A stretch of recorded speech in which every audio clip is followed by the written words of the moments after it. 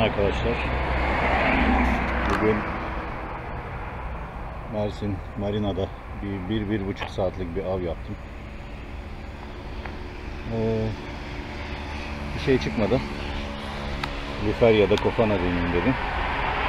Ancak henüz daha bir şey yok. Kıyılarda. Olta, her av sonrası olta nasıl temizlenmesi gerekiyor? Yani günlük bakımı nasıl yapılmalı? Onu göstereceğim size. En azından ben bu şekilde yapıyorum.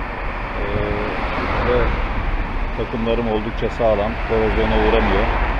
Artı daha uzun süreli kullanabiliyorum. Tertemiz, yepyeni, ilk günkü gibi kalıyor. Bütün malzemelerim. O yüzden size de tavsiye ederim. Eğer bunu yaparsanız bütün takımlarınız ilk günkü gibi kalır. Evet, bir geçelim bakalım. Bu arabada neredeyiz? Fenerbahçe Meydanı'ndayız.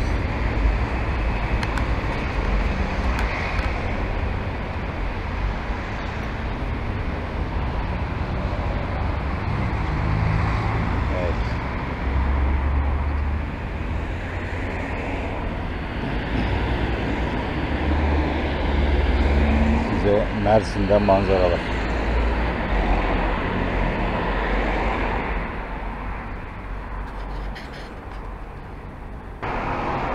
Evet, şimdi öncelikle şu kamışı çıkaralım.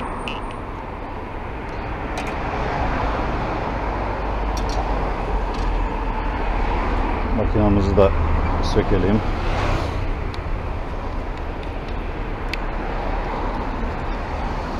Bunu da buraya koyalım.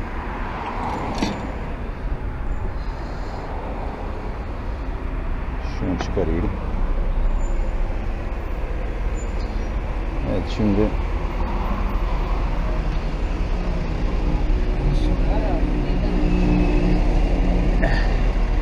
şöyle yapılması gerekeni göstereyim.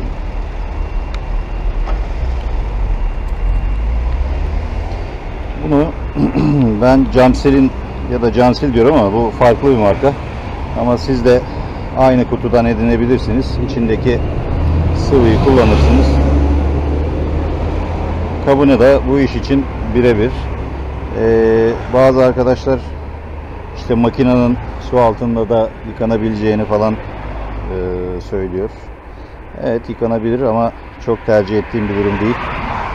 Neden diyeceksiniz? İlla ki bir yerine su kaçma ihtimali var. Dolayısıyla benim yöntemimi size söyleyeyim. İlk önce burayı, kafanın bırak kısmını oldukça sağlam bir şekilde sıkalım ki su kaçmasın. Ondan sonra da bol suyla şu şekilde püskürterek makinenin her tarafının suyla ıslanmasını sağlayalım. Bu neyi sağlayacaktır? Özellikle ip kısmının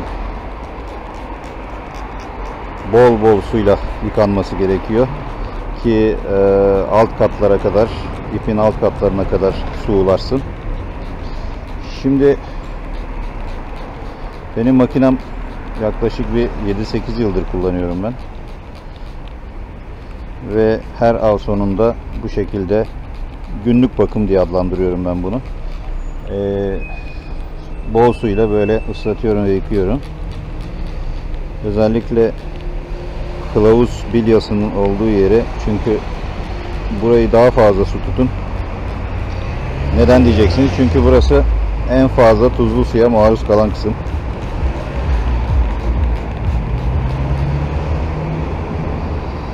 Ondan sonra bu dönen kısımları.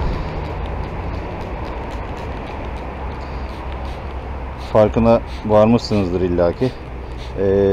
Kolu sararken bile şuradaki ipteki suyu kılavuz süzdüğü için sıçratma yapıyor. Yani makinenin her tarafına tuzlu su geliyor arkadaşlar. Bu da makinenizi av sonrası bu şekilde yıkamadığınızda üzerinde tuzlu su, lekeler kalmasını sağlıyor. Bu da makinenin üzerinde korozyona, aşınmalara, tuzdan kaynaklı şeyler de oluşuyor. Tortular, böyle tuz taneleri oluşuyor. Bu da makinayı çiziyor, bilyalarını bozuyor arkadaşlar. Evet, bu kadar yeterli. Şimdi silme işlemine geçeceğim. Tekrardan şu kılavuzun olduğu yeri bolca suyla yıkayayım. Mislama bir daha her tarafına su tutayım.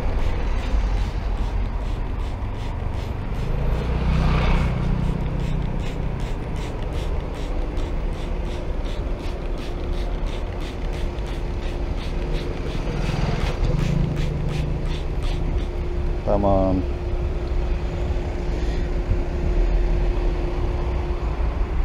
Evet. Şimdi böyle yumuşak bir havluyla ya da benzeri bir bezle güzelce makinenin her tarafını kuruluyoruz.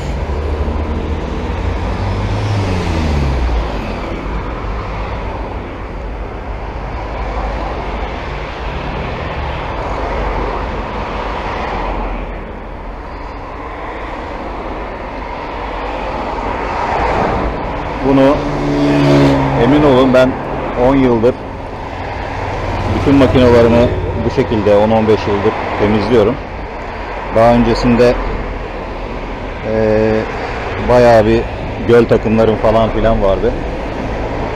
Hiçbirinin ömrü birkaç seneyi geçmiyordu.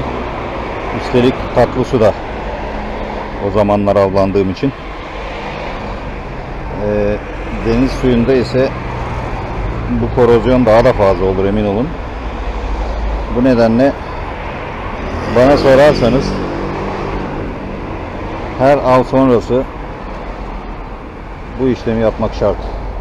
Hadi diyelim ki çok yoruldunuz, yapamadınız, edemediniz. Bunu bir sonraki gün muhakkak yapmanız lazım. Yaparsanız dediğim gibi makinalarınız, kamışlarınız yıllarca size sorunsuz hizmet edecektir.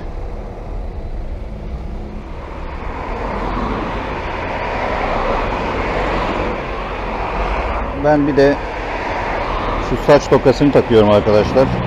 Çünkü buradaki fır döndü ve klips sürekli bir yerlere takılıyor. Özellikle kılavuzun bu tarafına çarpıyor. Çarpmasın diye, sallanmasın diye ben de özellikle bu saç tokalarından kullanıyorum.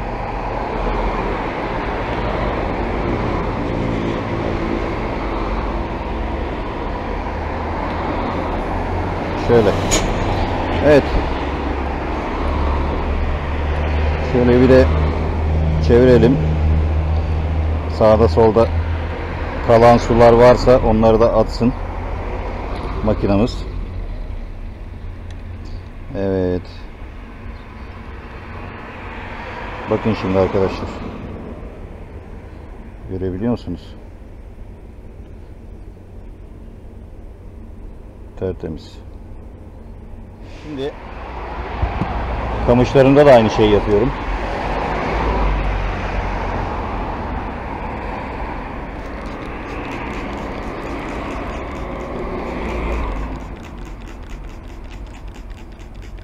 Özellikle şu kılavuz bölgeleri daha fazla su gördüğünden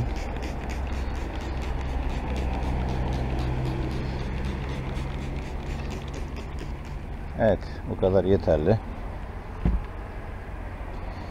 Şöyle bezle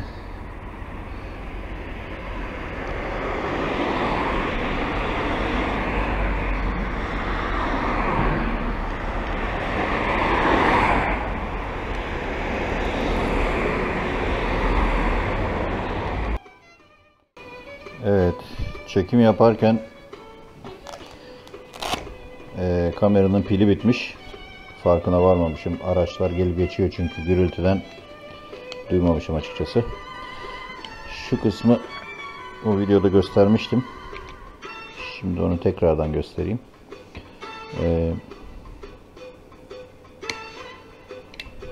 Evet. Özellikle şunu tavsiye ediyorum. 4-5 av sonra muhakkak kılavuz rulmanını yağlayın. Ne faydası olacaktır? Şimdi her ne kadar bunu suyla yıkasak da illaki bu rulmanın içerisine su giriyor. O su kaldığı zaman da demir parçalar olduğu için illaki korozyona sebebiyet verecektir. Bu yağı kullanmanız her zaman oradaki suyu itecektir. Dolayısıyla hani her av sonrası değil de 4-5 avda ben yeterli görüyorum. Şöyle birer damla. Ondan sonra da kılavuz rulmanını şöyle hareketlendirelim. İyice emsin yağı. Aynı şekilde alt tarafa da oraya da yine şöyle bir rulmanı hareketlendirelim. İyice emsin yağı. Evet. Bu şekilde günlük bakım yeterli olacaktır. Daha önceki videolarda da dediğim gibi yıllardır kullanıyorum. Ben bu makineyi hala ilk günkü gibi tertemiz. Ama işte bakımlar sayesinde tertemiz. Yani özellikle her av sonrası illaki bir su tutar silerseniz göreceksiniz ki yepyeni kalıyor. 5 yıl 10 yıl sonra bile sıfırmış gibi elinize gelecektir.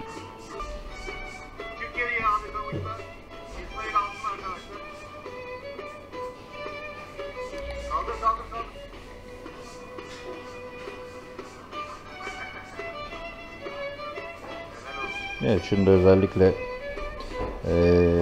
ipin sökülmemesi, işte klipsin sağa sola özellikle buraya kılavuz kısmına vurmaması için çok önemli. Bu şekilde yaparsanız daha rahat edersiniz. Ben o kadar bakım yapmama rağmen buradaki kılavuz bilyası 5. 6. yılın sonunda yavaş yavaş ses yapmaya başladı. Ben de yeni bir tane set aldım. Seramik set. Bunu da yaklaşık 2 senedir kullanıyorum. Bir sıkıntı yok şu ana kadar. Ama dediğim gibi ne kadar iyi bakarsanız o da size o kadar iyi bakar. Evet, şimdi bunu kapatalım. Şöyle çantasına koyalım. Şunu da her eve lazım. Yanınızda muhakkak bulunsun. Evet. Bunu da bunun içerisine koyalım. Palamutun ne zaman keseceği, ne zaman başlayacağını bilemiyorsun. Diğer balıklarla tahmin edebiliyorsun. Evet. Görüşmek üzere. Bol avlar inşallah.